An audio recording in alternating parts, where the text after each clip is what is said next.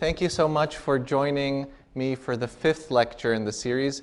And before I start, I'm so honored that Dr. Luis Martin is here. It's the first time that I've had the privilege and pleasure of meeting him. And so today the stakes feel very high.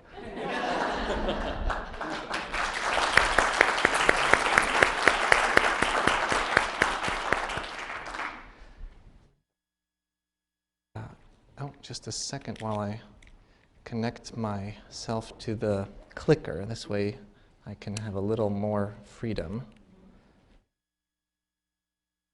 Go.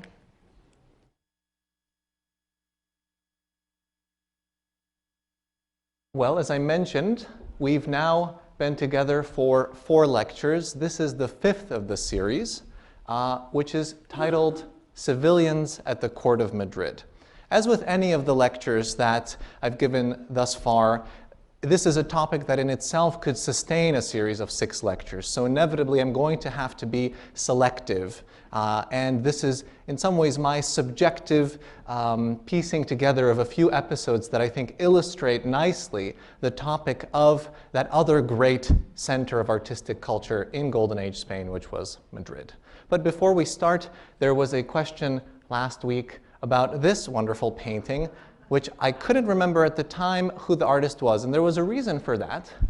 It's identified as the Master of Kalamata. So this is a name that was given later by scholars in order to connect a group of disparate works to the hand of one particular individual.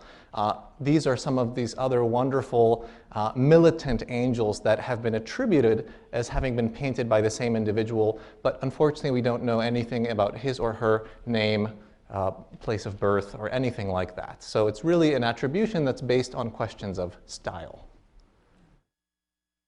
So today's lecture will be divided into 4 portions, or 4 sections, the first of which is Heaven and Hell in Baroque Madrid. This in some ways will be similar to the lecture where we spoke about Seville. It's an attempt to give a bit of a biography of the city that will be the protagonist of today's lecture, or at least the backdrop of today's lecture. So where are we located? Well, we're located in central Spain, and here we have one of the drawings from the set of city views of Spain that were done by the Flemish artist Anton van den Wingerde. Pardon my Flemish pronunciation, but not one of my languages. And he was commissioned by the king, Philip II, in order to draw views of all of the major cities of Spain. Madrid was a city that in the 1560s was really not much to look at. It was a city that certainly had a few centuries of history at its back, but it was a small city, and it was only recently, in 1561, selected as the capital of Spain, of the growing Hispanic Empire. And it's in the 16th century, between the beginning and end of the century, that the population of this city explodes. It grows tenfold in that period, and the city certainly experiences certain growing pains as a result of that.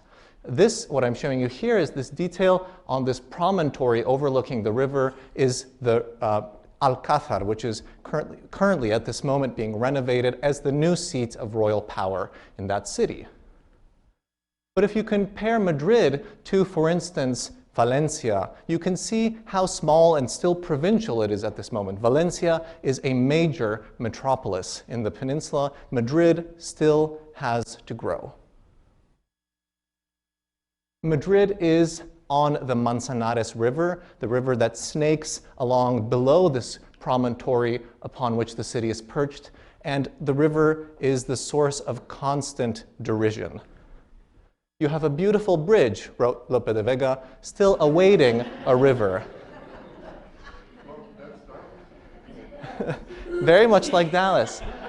Or the Manzanares is the best river in the world since it is navigable on horseback, wrote one ambassador who visited the city. So we spoke about how Seville's economic prominence developed from being on a navigable river, and Madrid certainly did not have that same good fortune. I'll read this text to you and then explain what it's referring to. I should say it is a description of Madrid. In the Babylon of Spain, in the new marvel of Europe, in the mother of all nobility, in the garden of divine understanding, in the progenitor of all beauty, in the portrait of glory, in the archive of all grace, in the school of the sciences. Here's my favorite. In a heaven so similar to heaven that it would be madness to leave it for any other reason than going to heaven. And to say it all together, in the illustrious city of Madrid, Babylon, mother, marvel, garden, archive, school, progenitor, portrait, and heaven, in some a retreat for all of the wonders of the world, was born the lovely Laurela. Laurela here doesn't interest us. She happens to be the protagonist of María de Sayas' Desengaños Amorosos, which is a collection of various novels. And she is special to us here because she gives us this incredibly vivid and very positive description of the city of Madrid. But not everyone loved Madrid, let's put it that way. So here's a contrary opinion. Madrid is a Babylon of confusions, a Paris of filth, a Rome of freaks, a Palermo of volcanoes, a Constantinople of fogs, a London of plagues, and Algiers of captivities.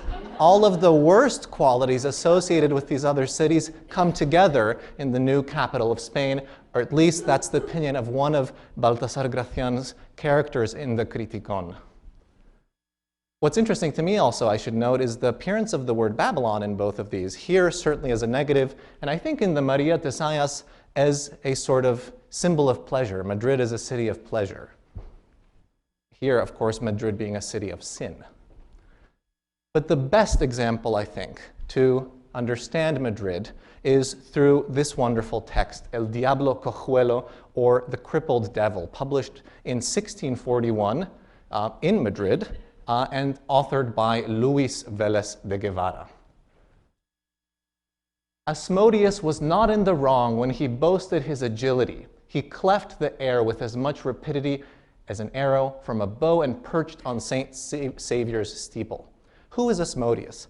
Asmodeus is a demon who encounters a mischievous Spanish student and takes him on a tour. In this particular instance, takes him on a tour of Madrid. And where is St. Saviour's steeple that Luis de Guevara places his episode at? Well, we can see here an early 18th century map of the city. We're in the very center of it. You can see here clearly the palace here on the left and the Plaza Mayor, the central square here in the center. And we're going to be right here. This is where San Salvador is. We're in the very center of Madrid, at the heart from which the characters can survey everything below them. Before I move on, I should say that the text I'm using is, I'm being a little unfair, is an English translation of a French adaptation of Luis de Guevara's original. So keep in mind that it is a bit far away from the original, but for the purpose of a lecture in English, it was, for me, a bit easier to turn to this, a slightly more distant version.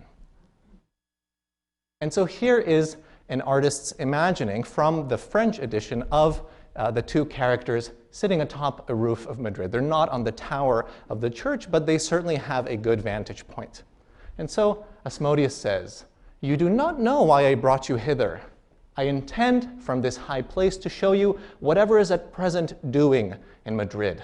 By my diabolical power, I will heave up the roofs of the houses, and notwithstanding the darkness of the night, clearly expose to your view whatever is now under them." And at these words, he only extended his right hand, and in an instant all the roofs of the houses seemed removed, and the student saw the insides of them as plainly as if it had been noonday.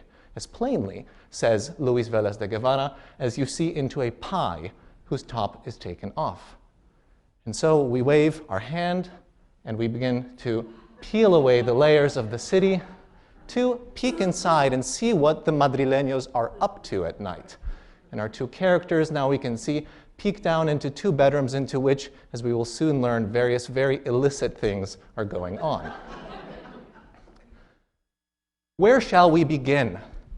Let us observe, first of all, in the house on the right hand, that old wretch telling his gold and silver. He's a rich, covetous citizen. It is about 2 years since he returned from the Indies loaded with a vast quantity of bars of gold, which he turned into ready money. Do but admire with what an eye of pleasure this fool surveys his riches.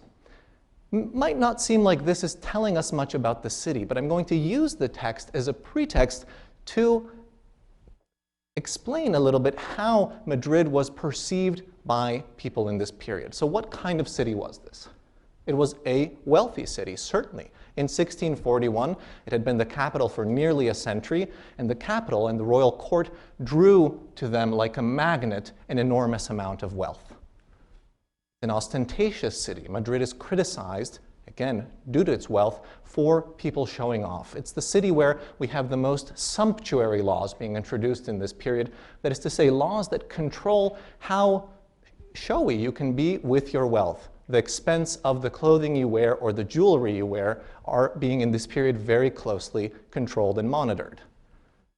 And the mention of the Indies reminds us, of course, this is the capital of a global empire, a nexus at the center of this dense, interconnected net of global connections. "I fancy I hear another noise," said the student. "Yes," answered the cripple, Asmodeus. "It comes from a tavern where a great, greasy Dutch captain, a French chorister, and a German officer of the guards are singing a 3-part song.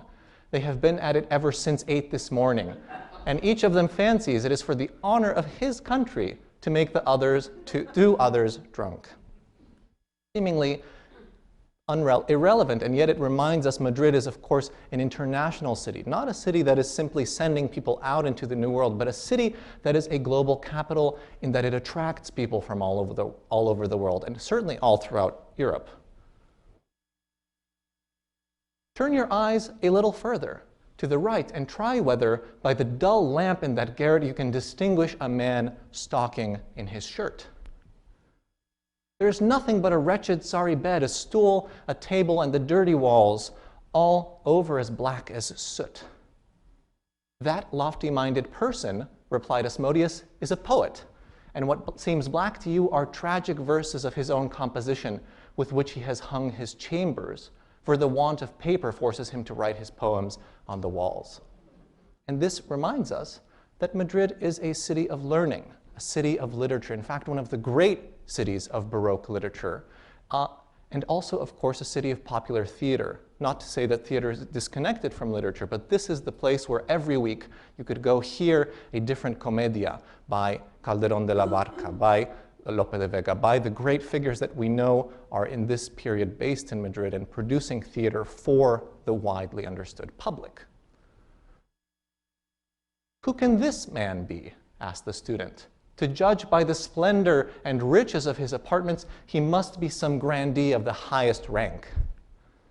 "His estate," answered the devil, "is worth about 4 millions, but his conscience, suggesting some uneasy reflections upon the manner of his acquiring it, and finding that he must shortly make up his accounts in the other world, he's grown scrupulous, and is thinking of building a monastery, and flatters himself that after so good a work, his mind will be at rest." But what happens next? "He has already obtained leave to found a convent, but being firmly resolved not to place any monks in it whom the virtues of chastity, sobriety, and humility do not eminently shine, he's very much puzzled in the choice." That's to say, he's very much troubled by how small the selection is. There's really not a single monk to be found in Madrid. We read in whom these virtues should shine. So Madrid is, as we know, a royal and aristocratic city. Indeed, this practice of founding convents was very common with the great grandees of Madrid. Oftentimes, especially aristocrats with many daughters, would found a convent in order to have a good purview of what the daughters who did not marry were up to. And it's therefore a devout city. It's, of course, the center of the Catholic Empire, and one in which ostentatious religious patronage, such as the founding of convents, was a fundamental part of daily life, but it's also a sinful city. This is a city that, at least from outside, is being seen as the kind of Babylon of Spain, precisely what Gracian Gracian's character criticized in the text that we read. So this is the Madrid of 1641. This is the dense and complex and contradictory place that is the scene for the remainder of our lecture. From the point of view of the architectural historian, it's also the site of some of the most innovative and impressive urbanistic developments in this period. It's the site in which the Baroque is exploring new forms of organizing city space. So here, if we look at the Plaza Mayor, the central square of the city, a site that will probably be familiar to many of you, we don't realize how inventive a space this was. Designed in the second decade of the 17th century by Juan Gómez de Mora under the commission from Philip III.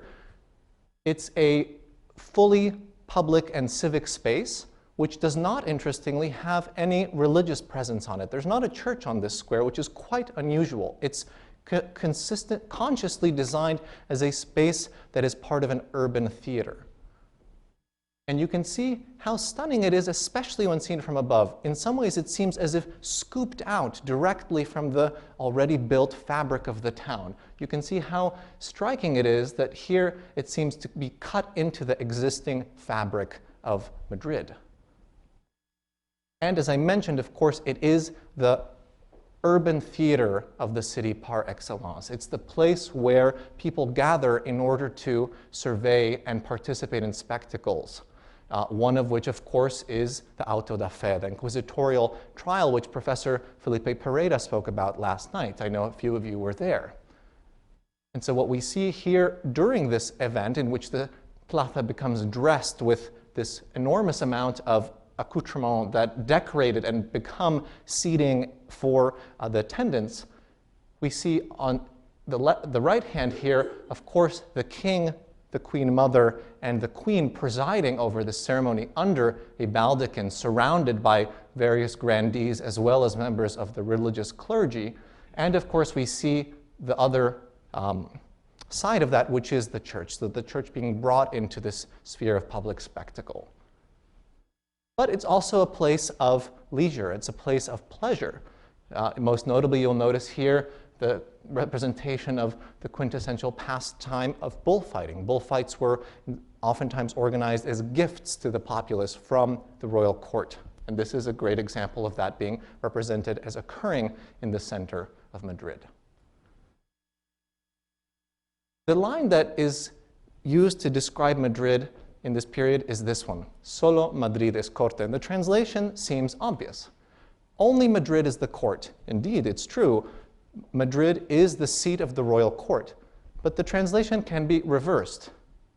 Madrid is only the court. That's also how this line is sometimes read. And indeed, I think this is probably the more accurate translation. Everything in Madrid is centered around the court. Everyone's experience of daily life is in some ways influenced by the fact that the city is the seat of royal power in this period. Every royal procession, every royal donation to the city is recognized as being a direct connection of the court and the city. So we move now to Velasquez, a figure that many of you will know, the great painter of Baroque Spain, and his presence in Madrid.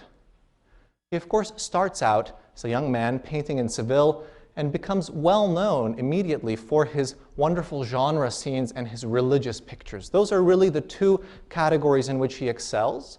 But as you may remember from my lecture a few weeks ago, categories of art in Spain in this period are never clear. So what here seems to be simply as a genre scene, a representation of two women in a kitchen, becomes also a religious picture when we attend to this scene of Christ in the house of Martha and Mary. It becomes ambiguous because Velasquez wants it to be ambiguous. And you'll all know some of these most wonderful pictures by him. Again, genre scenes with these wonderful still life vignettes included within them, including this spectacular glass of water with a plum suspended within it for sweetening the taste.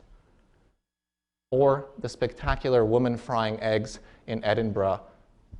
So this is Velasquez's specialty. This is what gets him noticed in his own city.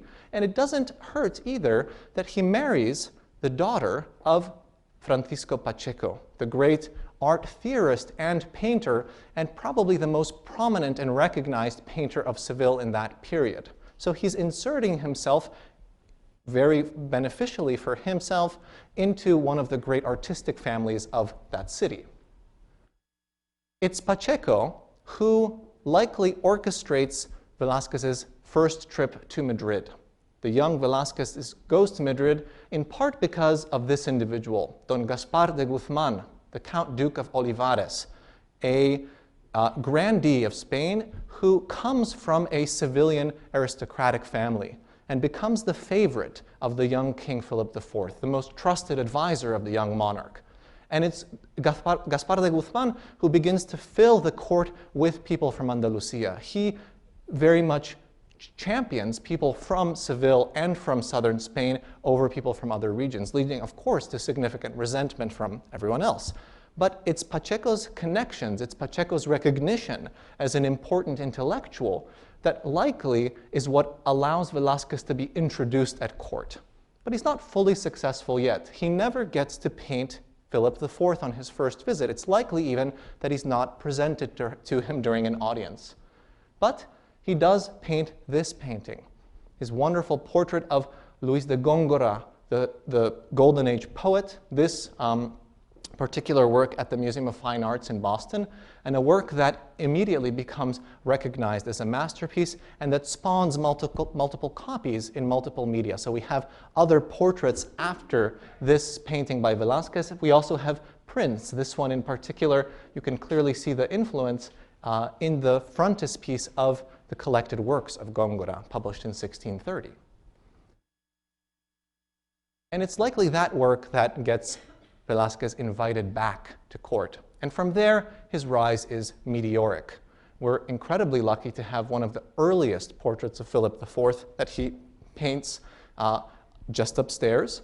And this is a portrait that marks the beginning of a long and complex and very rich career as the royal painter. So of course, one of his premier tasks is painting portraits of the monarch. And indeed, we're lucky to have multiple copies that likely may have even used this painting as the model. So Velasquez becomes the one painter who has the privilege to paint the king from life. Everyone else has to copy from Velasquez's paintings. And of course, I don't have much to say about this except I really wanted to show you because it must be one of Velasquez's most splendid late portraits where his mastery of paint and his loose brushwork become really just a song.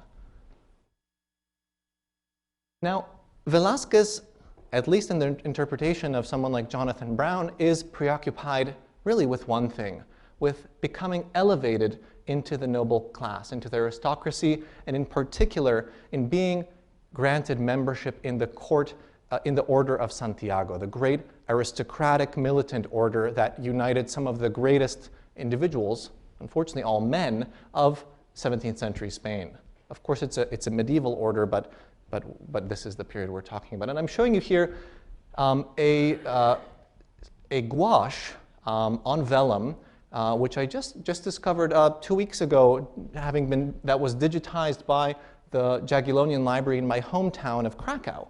And they have a manuscript from the early 17th century, which represents here Philip IV granting a title of Marquis to one particular individual, Don Francisco González de Andía Irrazábal, a Basque nobleman who was at the court of Madrid. And it's a wonderful illustration because in some ways it emblematizes what people wanted. People wanted royal recognition of their own families, of their lineages, and of their aristocratic status. And that's what Velasquez wanted. You can see here just two individuals who proudly bear on their chests the crosses, in this case of Calatrava, one of the other great aristocratic orders. And we can see here how closely, this is a side note, this is not really related, but you can see how closely this figure of Philip here is related to Velasquez's models that we just looked at. If we flip him, we can really comfortably superimpose him on the Philip from Boston, and you can see how closely this individual who painted the gouache in the manuscript must have been looking at these images. So either this person had access directly to Velasquez's portraits, which as we know were being widely copied and sent around the kingdom and in fact the whole Hispanic Empire. So I just thought that was kind of fun. Now, of course, this painting is by some thought to represent the final success of Velasquez in having been elevated. We know when he painted Las Meninas, he was right at the cusp of being accepted into the Order of Santiago after decades of petitions, including by the Pope at one moment, that he be granted access into this elite social organization. And some interpret that this perhaps may have even been added on to his chest, the Cross of Santiago, by the king himself, although as lovely as that is, I think it's probably a bit of a romantic story. And, of course, you'll recognize also this highly ambiguous detail in Las Meninas, a detail that's much disputed by scholars.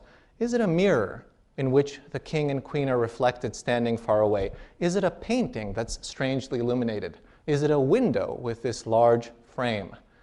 And you'll recognize, of course, this detail. I think precisely the point is it's ambiguous. We're not meant to know what this is, and we're meant to discuss with one another what could be represented.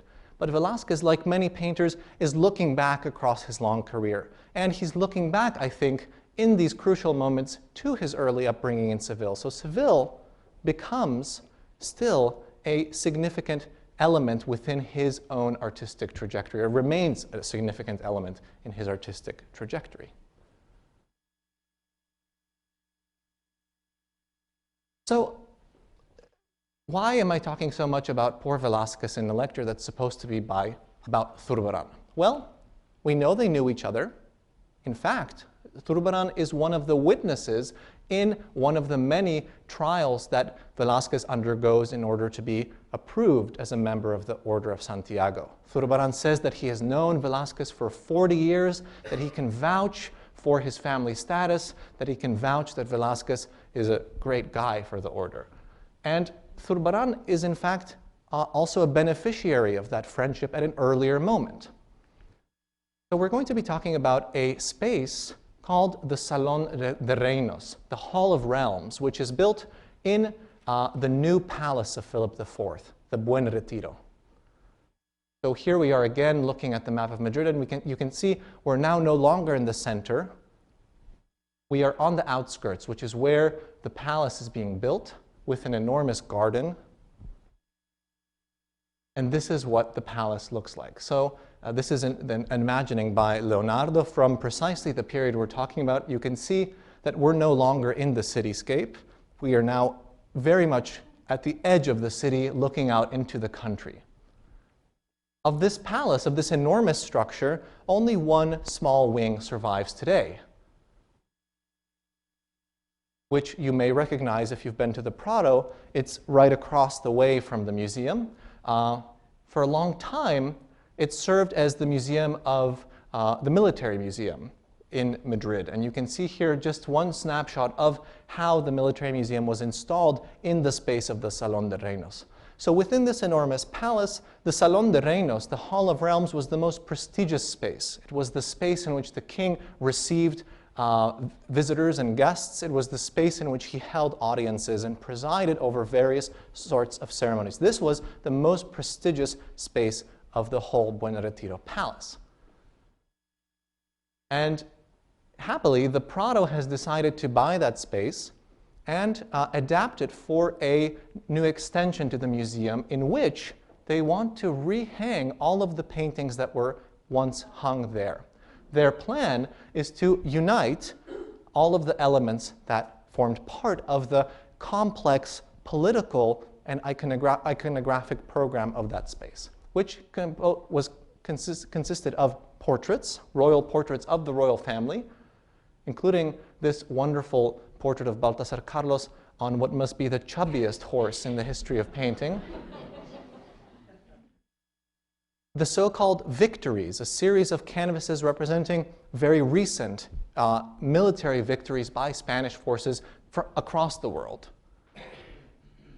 And the Hercules series. This is the series that Zurbaran undertakes at likely Velasquez's invitations. It's likely that Velasquez was the mastermind behind the decoration of the Salón de Reinos, and he invites a number of artists to produce works for this series, including Giuseppe Leonardo, whose view of the Buen Retiro we just saw, and other painters like Maino, great names of painting in Madrid, and a painter from Seville, Zurbaran, to paint this series of paintings of Hercules. So we know more or less how these paintings were displayed. We know that the paintings by Zurbaran of the Hercules series were hung high up above doorways, and the military victories were hung on either side. Much larger canvases, they therefore needed a much larger wall space. I'm showing you here, this is the painting by Maino I mentioned, the victory in Bahia, and this is the painting by Zurbaran, the Spanish victory over English forces at Cadiz. And you can see here a couple people admiring the space. Of course, probably the most famous painting from that series is Velasquez's Surrender of Breda, a wonderfully complex and rich composition centered on this moment of amicable exchange rather than any sort of military violence, in which some have argued Velasquez even inserted himself as a self-portrait. Zurbaran's addition to this series has been criticized by some. It's been compared to Velasquez unfavorably, and it's been noticed that the figures really seem to be unrelated to the background. In some ways, it even seems that the background is a tapestry in front of which these figures have been placed, or a sort of theatrical set. There seems to be very little relation, in contrast to the painting by Velasquez, between what we see in the background and what we see in the foreground. And some have even criticized that the figures seem to have absolutely no relation to one another.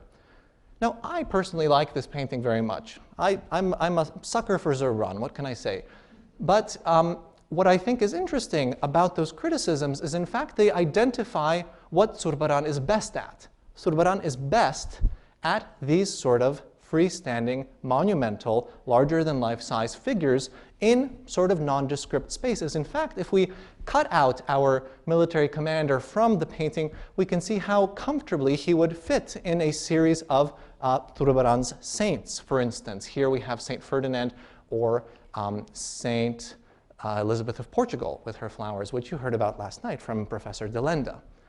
Or even how closely related it seems to be to this portrait by Zurbaran. So the painting is perhaps a little bit unfairly criticized because Zurbaran is doing what he does best in a context in which he doesn't have much experience. He certainly doesn't have at this point much experience with this type of ambitious, multifigural composition with a complex landscape. And I'd like to think he did pretty well. Now, why Hercules? Why the series of Hercules paintings? So in addition to the victory, the one painting we just saw, he paints a series of 12 paintings of Hercules. What's the significance of Hercules? Why have that particular mythological figure in this incredibly prestigious political space? What's the significance of this figure to the Spanish royal family? Well, first of all, there's the connection to Spain itself. The so-called Pillars of Hercules, seen here being carried by the mythical hero, are in fact thought to form part of the natural landscape of Spain. Indeed, we see here a detail of the very south of Spain with Gibraltar, one of the two pillars highlighted here.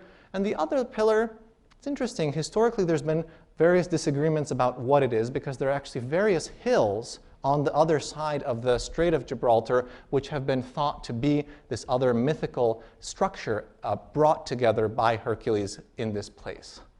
And so here you can see a rendering by NASA with Gibraltar here, the kind of enormous rock. It's very clear why this would be thought of as a significant geological promontory. And then here you have the other side where there is some ambiguity. And you can see here again overlooking Gibraltar across the strait. So what a wonderfully dramatic landscape this is. The pillars of Hercules become, in various moments, represented not as mountains, but actually as columns. In fact, columns become, as we saw in the image of Hercules carrying the columns, become a symbol of the Spanish monarchy.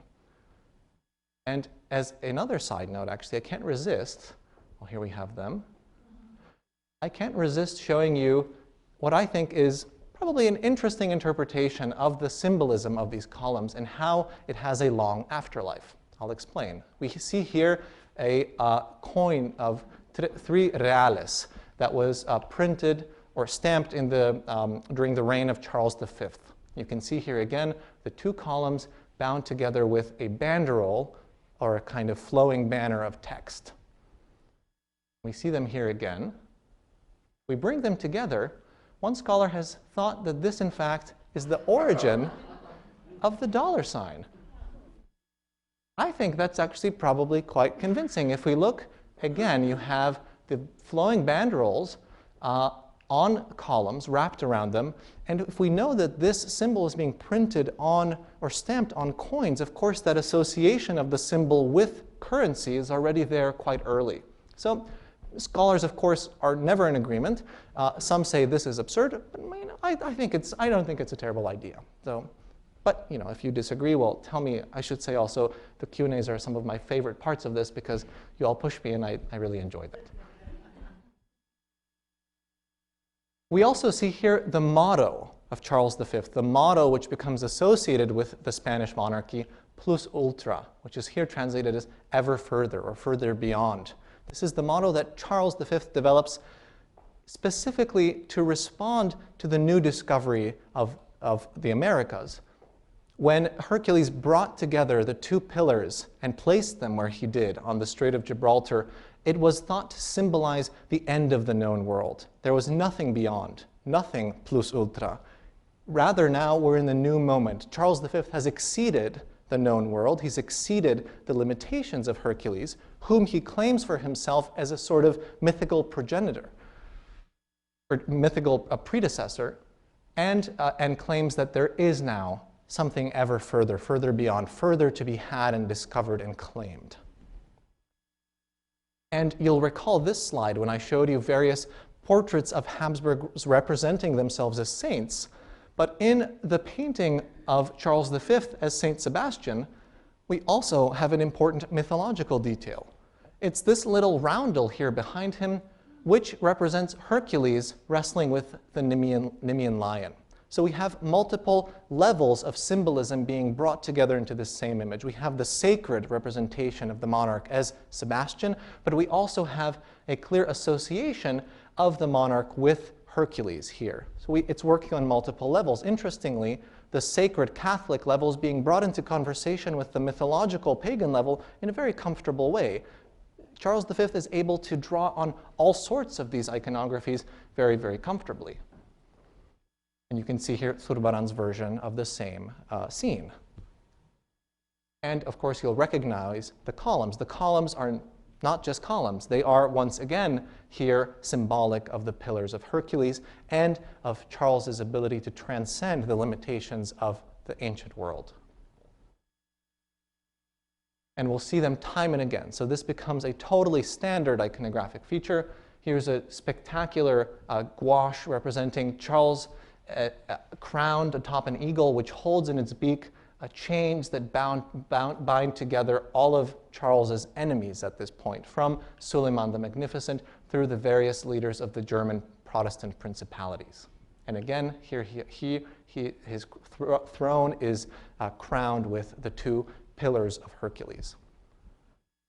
So Zurbaran is asked to contribute a series of 10 paintings of the mythological predecessor of the Spanish Habsburgs into a gallery that includes Spanish Habsburg victories and Spanish Habsburg portraits. It's a third component, but a highly logical one. It's the symbolic component, you could say, especially because each of these paintings represents a different labor of Hercules. Historically, there were 12. Here we have 10. So Zurbaran does not paint a series of 12, but only 10, each of which was thought to represent a different virtue that then could be associated with the monarchs. Strength, defense of the weak, etc., etc., etc.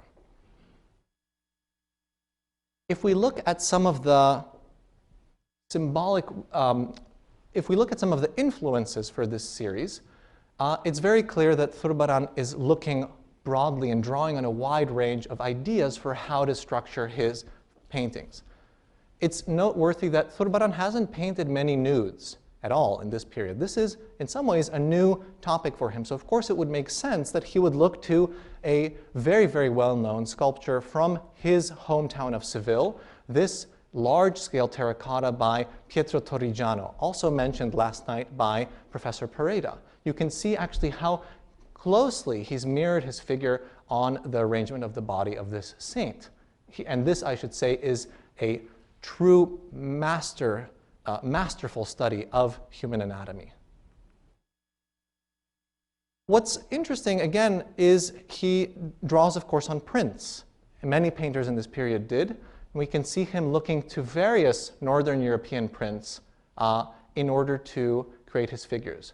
In fact, this, I think, is a particularly convincing print that he may have looked at by Sebald Beham, because Hercules, like in Zurbaran's versions, is not a kind of monumental hero, but a sort of stocky, earthy, believable type in some ways, in the same way that Sebald Beham depicts him. Also, I am struck looking at this series as a whole, and remember that Zurbaran is a master of the series. So often we focus on the individual work, but they are meant to be seen as a series. There's a real logic of seriality within these paintings.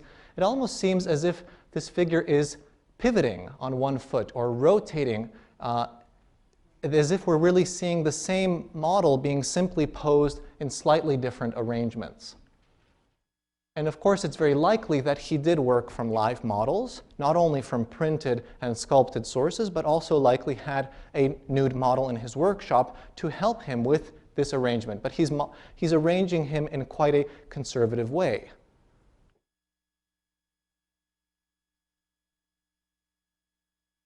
And if we look at a detail here of this figure, I think it's also clear that Zurbaran is painting this in the way he knows best, as a monumental single figure across a nondescript background. He's even posed him sort of similarly to this painting of one of the Infantes of Lara.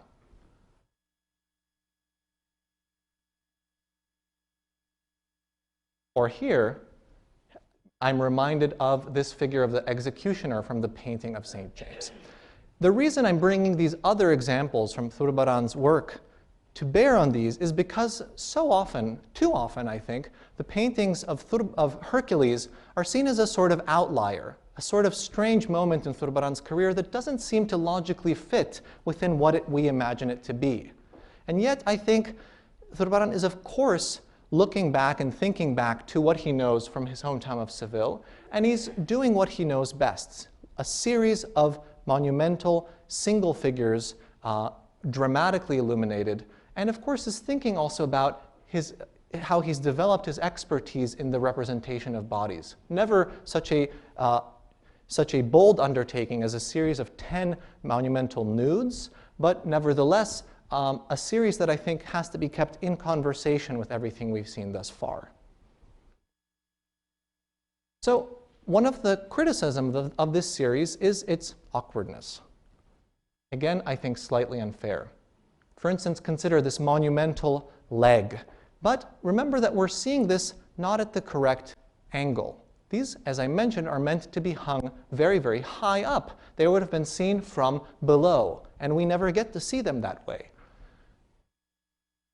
And I think to shed a little light on what artists thought about the difficulties of viewing art or painting art for unusual spaces, that is to say, spaces that were high up or spaces that were meant to be seen from strange angles, it's useful to look at this book, slightly later than the period we're talking about, but very much a summation of those concerns and a summation of how you trained oneself, how one trained oneself to counter or predict the sorts of distortions that paintings would undergo when seen in these strange or difficult hangs, as I mentioned, hanging high up. This is José García Hidalgo's Principios para estudiar el nobilismo y real arte de la pintura, the principles for studying the very noble and royal art of painting. And this is a classic cartilla de dibujo, a study book for artists to copy various elements in order to build their expertise. And you can see the logic of it, from single body parts such as eyes to larger sets such as heads, to full bodies, to increasingly complex multifigural compositions. This is the logic of the book. The logic of the book is to be copied, to be therefore mastered bit by bit, from element to whole to complex multifigural composition.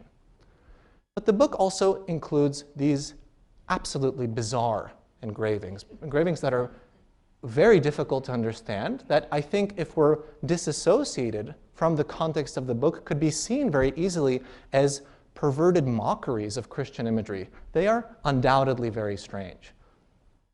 But, as I mentioned, Hidalgo is concerned with artworks that hang high up. You may recall this from the Ribera lecture series. This was a painting that is based on Hidalgo's prints that I used as a model for thinking about where artworks are coming from. But it's useful here to imagine how high up artworks are hung and how artists think about how that will change the viewer's perception of them. So, if we look at another of Hidalgo's prints, we can see that he's teaching people that these images will transform when seen from a correct angle. In this case, when seen from the side, an artist should paint an image like this because it will expand when seen from a particular angle. Or this one. Neither one is especially pretty, that has to be said, but it's a specific scientific system for learning how to adapt to difficult spaces. And he includes a number of engravings that precisely are dedicated to teaching this principle. And so if we look at our very unusual crucified Christ and perform the operations that are intended, and so I have to say I did this myself, I printed this out, I folded it along the central line, which is what he recommends in the text, and then I pasted it to a wall very high up, and I took a photograph from below, and you can see what happens. The image corrects. All of a sudden, these strangely elongated arms, well, they're still a little elongated, but all of a sudden the cross looks correct. The body has molded through the, you could say, power of optics to this space in a correct way. And you can see that time and again with these prints. For instance, this is for a painting that's meant to be seen from far away. So, why this lengthy discussion of Hidalgo? Well, I think that maybe part of the criticism of these paintings is that we're not seeing them the way they should be seen, or we're not thinking about the fact that Zurbaran, with the awkwardness of proportions in these works, is actually trying to think about how they will look when they're viewed from below. I want to conclude now with a final episode, which I think speaks eloquently to the lasting connections between Seville and Madrid, and is an example of yet another civilian arriving in the royal capital. In 1635, that is to say just a year after the Salón de Reinos paintings that Zurbaran participates in, this individual, Juan Martínez Montañez, the great sculptor of Seville, arrives in Madrid to undertake what may be the most prestigious commission of his life, sculpting a bust of the king, Philip IV. Philip IV is very attractive to various rulers in the Italian peninsula who, recognizing the power of the Spanish monarchy, very much want to be on good terms with them. The Florentines in particular like to do this through gifts. The Medici decide to send Philip IV a monumental bronze sculpture of Philip IV on a rearing horse. In fact, what will become the first successful sculpture of a rider on a rearing horse since antiquity. No one prior had achieved that. But they write to the court saying that they need an accurate representation of Philip IV's face. And so Martínez Montañez is invited to take a portrait of the king, not in paint, which was, of course, Velasquez's field, but in 3D, in clay, or, as has been attributed, wax. But what's interesting about this portrait is it's often called unfinished. And I think it's clear that this seems to not fully work within the larger picture. This is very finished here, this monumental figure, clearly a gentleman rather than an artisan who is working on this figure. And I think that it's left unfinished in this way for one simple reason. That is to say, decorum or propriety. Velasquez, who not only is a painter, but is also a censor of royal portraits. He goes around collecting royal portraits and ordering them destroyed if they aren't up to his standards, recognizes what it means in terms of the symbolism of the royal portrait, or he recognizes how important and symbolically charged the royal image is.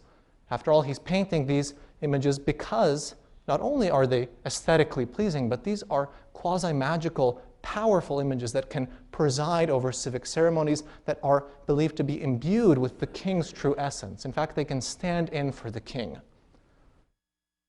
At the same time, when we talked about the inquisitorial trial from central Mexico, we saw a moment in which the royal portrait was displaced by a non-royal portrait. In contrast to the French context, there's nothing in the royal portrait that distinguishes it from non-royal images, as you can see in this comparison with Pedro de Barberana from the Kimball. So Velasquez knows that the royal portrait is paradoxically a fragile image. It can't be challenged or subverted in any way. So when he paints, he realizes that he has to achieve two contradictory goals. He has to paint a portrait of Martínez Montañez, working on his most prestigious commission that he had ever received. And in order to make it clear for the viewer what that commission is, he has to include a recognizable bust of Philip. But he can't finish that bust because he knows that in doing so, that would condemn the painting to impropriety.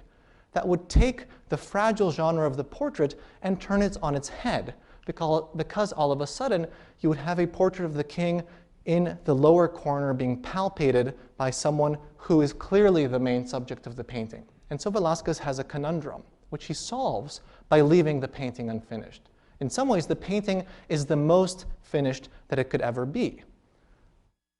And so I think that Velasquez is doing a couple of interesting things here. He is expressing his knowledge of the codes of portraiture in this period. He's expressing his respect and admiration for the craft of the sculptor, who he casts here as an intellectual and as a gentleman rather than a laborer, which was how sculptors were considered in Spanish society at the time. But also, from the point of view of what we've been talking about, he recognizes the importance of championing and respecting his civilian compatriot. He is taking a representation of not only any man, but a civilian, a person from his town, and showing him to have succeeded in the most difficult artistic arena of Spain in that period, which is to say, the royal court. Thank you very much.